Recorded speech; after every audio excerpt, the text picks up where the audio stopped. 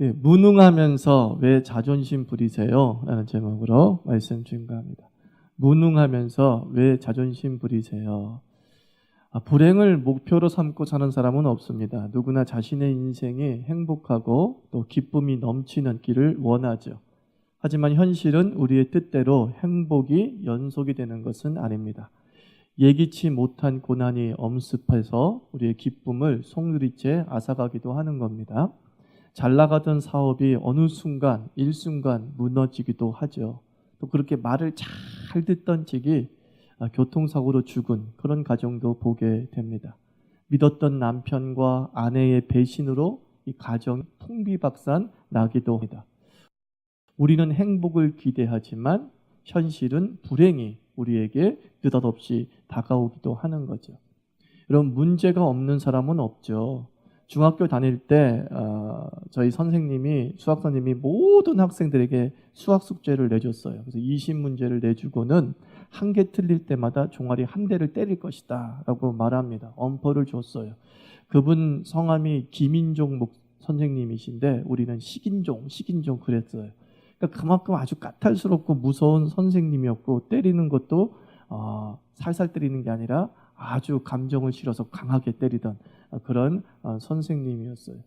근데 저는 이제 맞지 않으려고 숙제를 정말 열심히 풀었죠.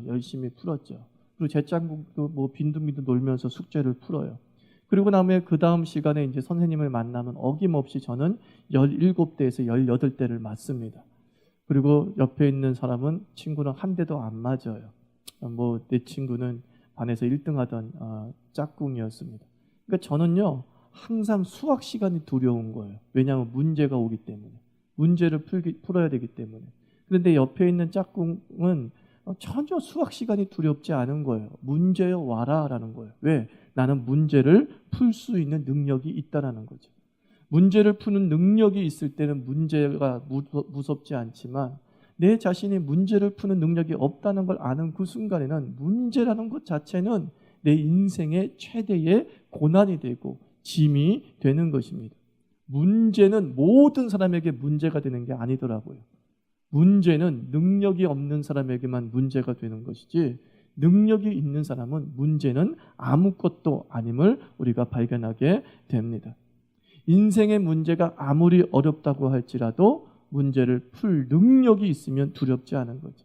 암에 걸릴까봐 두렵습니다. 자식이 교통사고로라도 나지 않을까 걱정하는 이유가 뭐예요? 암에 걸리면 나는 암을 치료할 능력이 없기 때문이죠.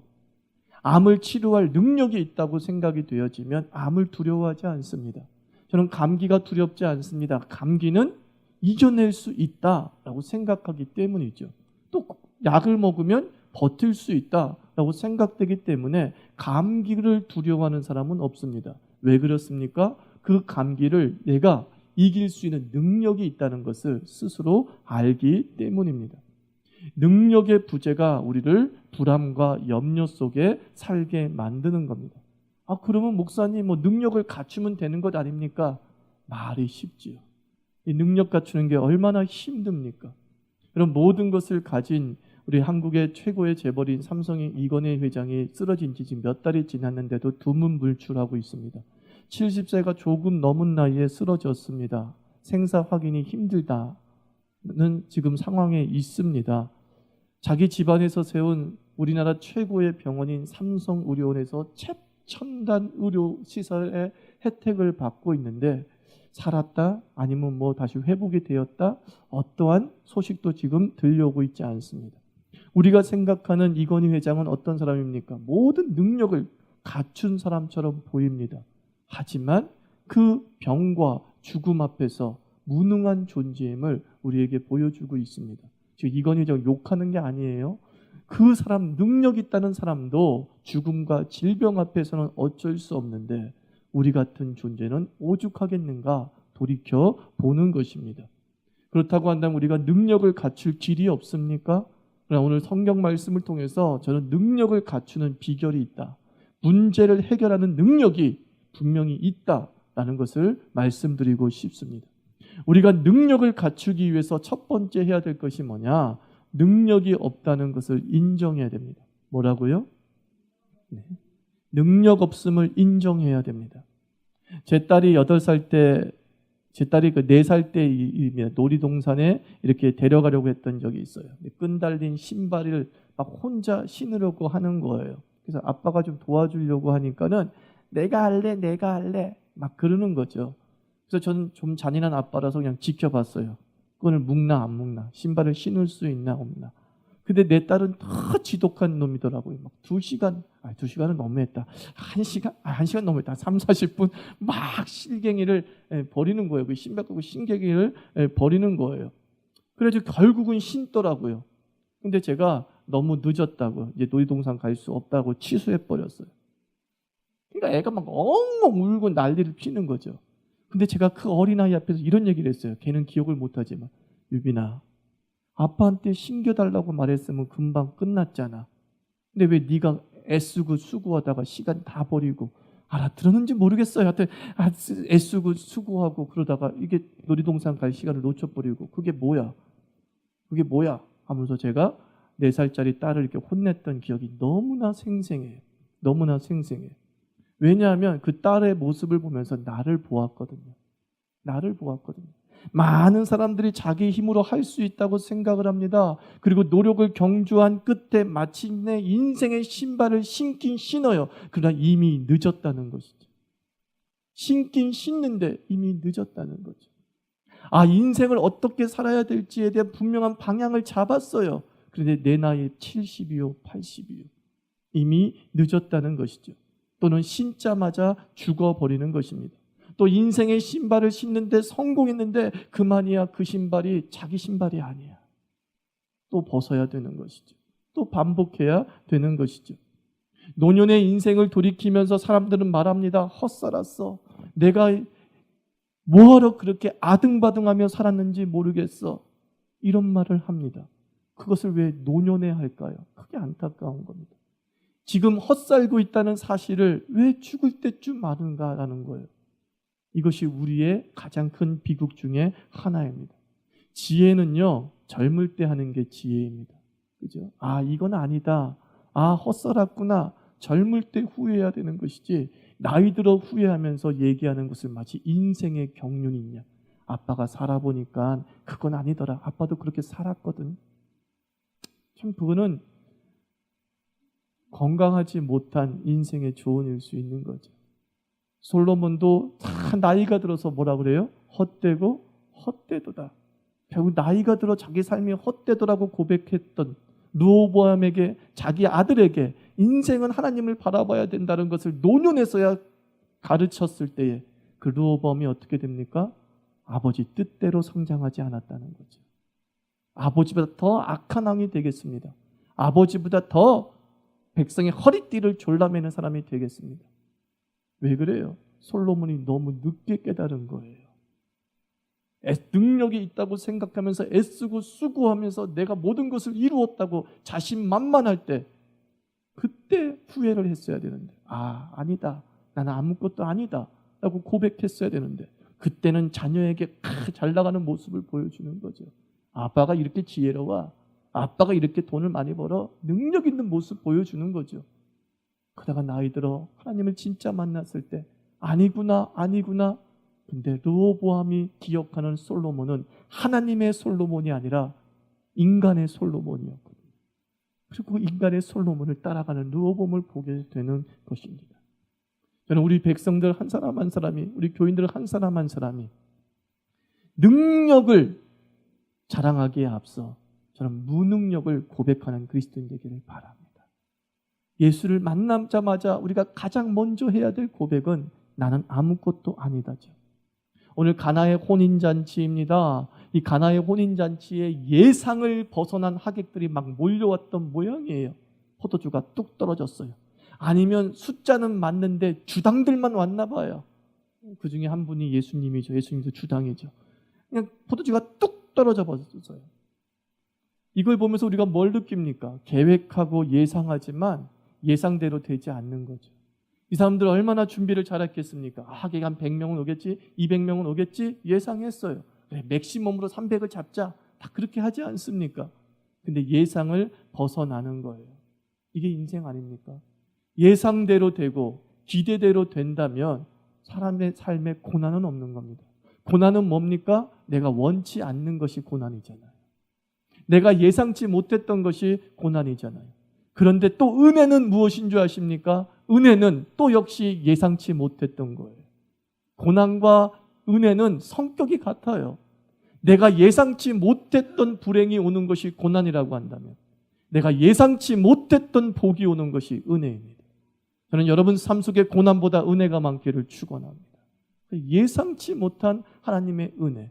근데 그 예상치 못한 그 하나님의 은혜를 누가 누리느냐? 바로 자기의 무능을 고백하는 자가 누리게 됩니다.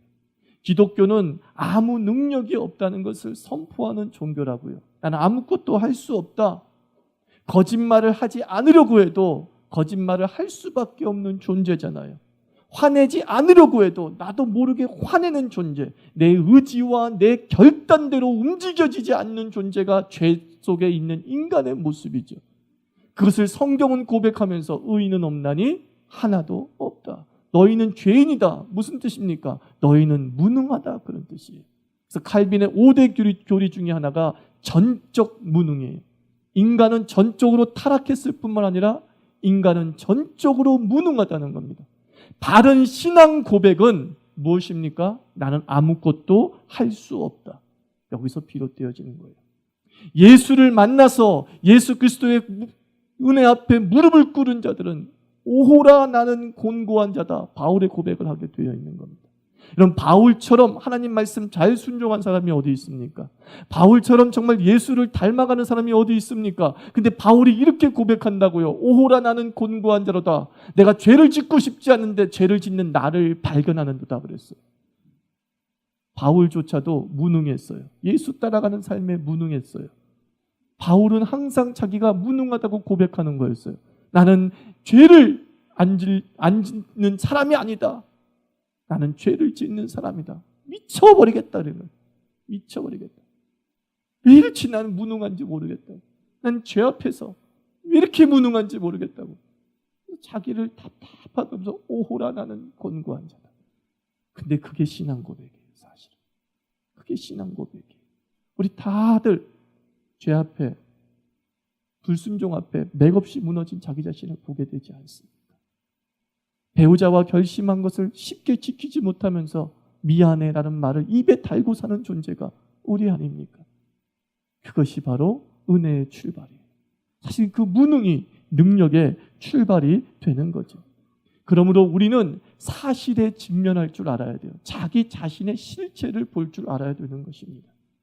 성령께서 우리를 조명하시면 우리의 실체를 보게 하는 거예요. 근데 우리의 실체가 어때요? 무능하고 별 볼 일 없고 한심하기 짝이 없기 때문에 우리는 그 실체와 직면하기를 회피하게 되는 것이죠.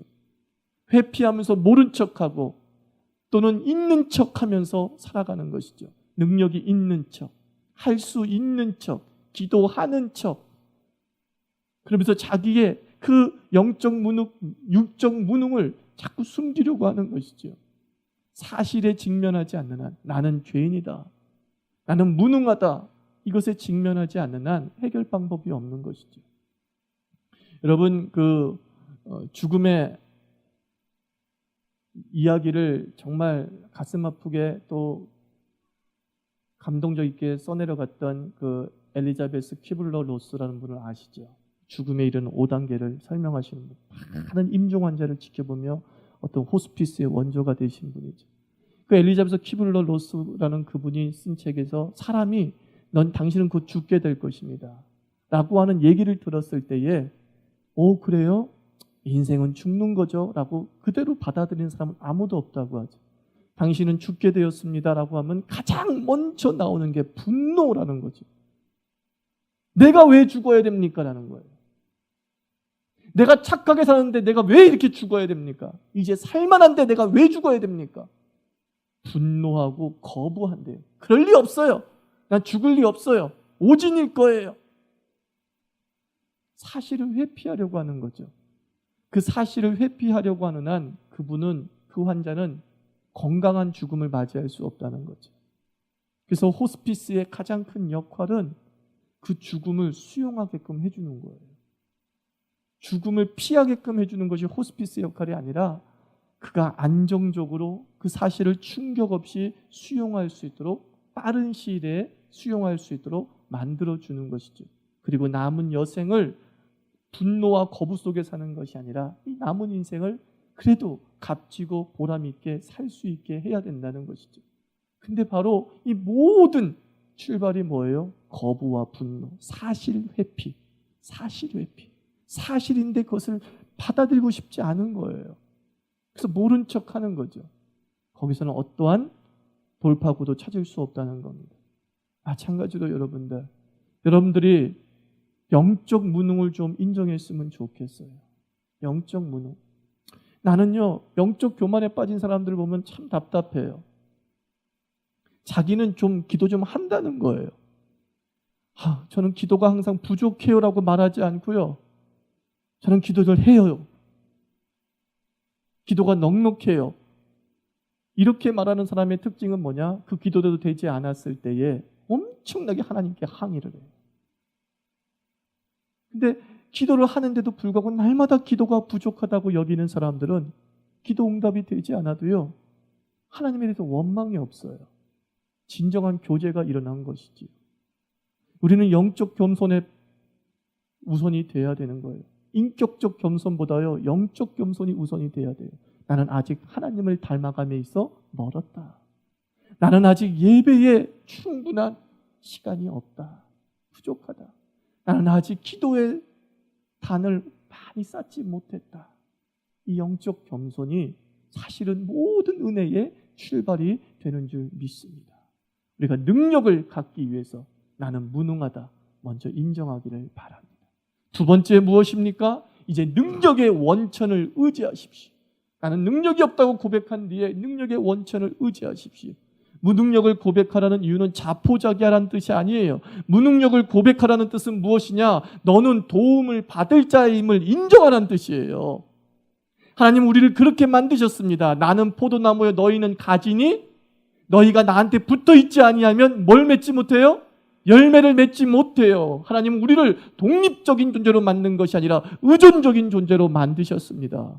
우리가 하나님의 자녀답게 살 수 있는 비결은 뭐냐? 가지에 붙어 있을 때. 무슨 뜻이에요? 도움을 구할 때. 하나님께 도움을 구하십시오.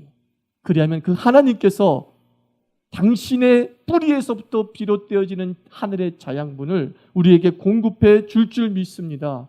가나라고 하는 곳에서 열린 혼인잔치에 포도주가 뚝 떨어졌습니다. 그들은 포도주가 떨어졌다는 사실을 인정했어요. 이제 포도주가 나올 수 없어요. 그러나 그 포도주가 떨어졌다는 사실은 이스라엘의 혼인잔치에서는 집안 망신에 해당되는 겁니다. 절대로 혼인잔치에서는 포도주가 떨어지지 말아야 되는 거예요. 집안 망신 당할 판이에요. 그때에 그 가나의 혼인잔치에 누가 있었어요? 예수님이 있었어요. 그리고 마리아가 그 사실을 알고 어떻게 얘기합니까? 예수께 청하라는 거예요. 예수께 청하는 거예요. 그리고 뭐라고 얘기합니까? 예수님이 시키는 대로 너희는 무조건 해. 예수님께 일단 도움을 구했어요. 그자 그 예수님이 어떻게 했다고 성경은 말씀하고 있어요? 물을 떠가라 그랬더니만 그 물이 무엇이 되었습니까? 포도주가 되었다라고 하는 기록이에요. 문제 앞에 무능해요. 이제 더 이상 문제를 해결할 수 있는 능력이 없어요. 근데 그들은 제대로 찾아간 거죠. 제대로 능력의 원천을 찾아갔을 때에 예수 그리스도께서 우리의 한계를 뛰어넘는 기적을 베풀어 주신 것이죠. 자, 옛날에 내비게이션이 없을 때 자동차를 타고 신방을 가면 길을 잃는 경우가 있습니다. 길을 찾기 위해서 막 기름이 떨어질 때까지 돌아다닐 수 있겠죠. 근데 저는 여기가 아니다 싶다 그러면 가장 먼저 찾아가는 곳이 어딘 줄 아십니까? 이화 부동산. 부동산을 가장 먼저 찾아가요. 그래서 제가 여기를 찾는데 어떻게 가면 됩니까? 그러면 단박에 답이 나옵니다. 근데 나름대로 제가 지리학과 출신이라고 난 길눈이 밝아. 내가 어떻게든 찾아볼 거야.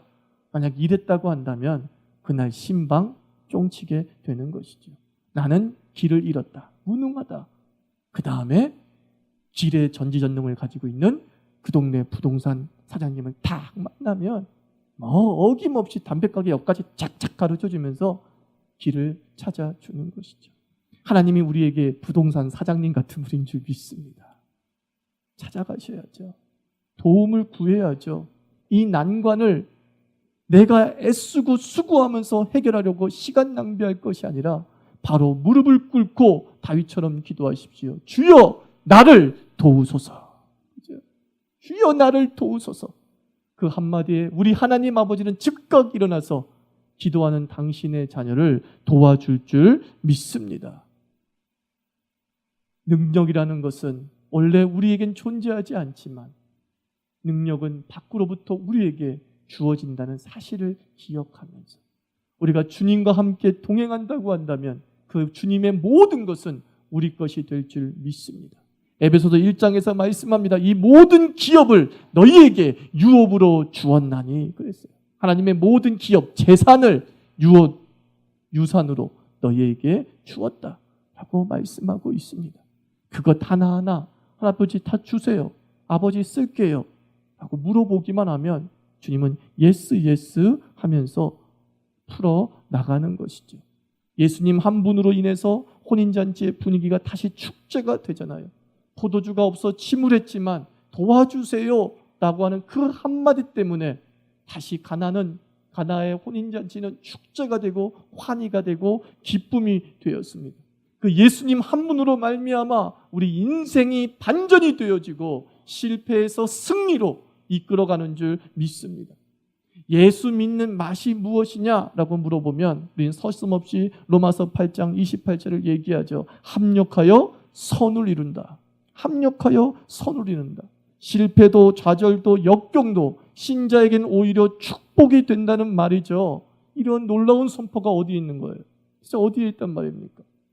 저는 어떤 집사님 부부와 얘기하다가 그 집사님 부부가 교회의 지난 교회의 어려움에 빠지게 되는 거예요. 그래서 지난 교회의 어려움 때문에 결국 그 교회를 떠날 수밖에 없는데 그 교회를 떠나게 되는 상황에서 신천지에 빠지게 되는 거죠. 그래서 배우자는 남편은 아내를 그 신천지에서 빼오기 위해서 온갖 얘기를 다 하다가 크게 싸움이 벌어지는 거예요. 엄청난 싸움이 벌어지는 거예요. 근데 그 싸움이 벌어지는 가운데서 그동안에 쌓였던 밑바닥의 감정들이 토로되기 시작했다는 것이죠. 내가 아내에 대해서 이런 생각을 가지고 있었다. 아내는 남편에 대해서 이런 생각을 가지고 있었다. 그래? 그랬어? 저랬어? 갑자기 이해가 되기 시작한다는 것이죠. 그리고 나서 우리 자유교회를 만난 것이죠. 그리고 나서 신앙생활 잘하고 있다라고 얘기합니다. 저는 그 얘기를 들으면서 합력해서 선을 이루신 하나님. 당신의 손에 붙잡힌 그의 백성은 신천지란 이단의 방법을 통해 도리어 어떻게 해요? 서로의 앙금들을 풀어내시어서 하나가 되게 하는 부부가 되게 하시고 저는 우리 자유교회를 만나게 했다고 믿습니다. 세상에 쓰레기는 없습니다. 우리가 주님을 의지하는 한 별것 아니고 도움이 되지 않을 것들, 내 인생에 방해가 될 것들조차도 하나님은 우리 인생의 디딤돌이 되게 할 줄 믿습니다. 중요한 건 무엇입니까? 주 예수의 이름으로 기도하고 계십니까? 그렇다고 한다면 모든 것은 쓰레기가 아니라 하늘의 보화가 되어지고 하나님의 은혜의 통로가 되는 줄 믿습니다. 이제부터 여러분들은 무능하지만 나의 하나님 아버지는 능력 있고 전능하시고 이 땅을 창조하신 하나님이십니다. 그 하나님께 매일 이렇게 기도합시다. 주님 도와주세요. 도움받는 그리스도인 될 줄 믿습니다. 같이 기도합시다. 그래 하나님, 우리 인생에서 여러분들 도와달라고 말하면 끝날 것 같다가 그 괜한 자존심, 사람에게 자존심 부릴 수 있겠지만 하나님 앞에 뭔 자존심이 있겠습니까? 하나님 도와주세요. 말끝마다 도와주세요. 나 아무것도 아닌 존재잖아요. 내가 되게 연약한 존재잖아요. 내가 되게 부족한 존재잖아요. 하나님 도와주세요. 하늘에 창고 그렇게 많다면서요. 그냥 겨자씨만큼이라도 떨어뜨려 주세요. 내가 주를 위해 섬기겠습니다. 도와주세요. 이제 우리 도와달라고 함께 우리 기도하도록 하겠습니다. 하나님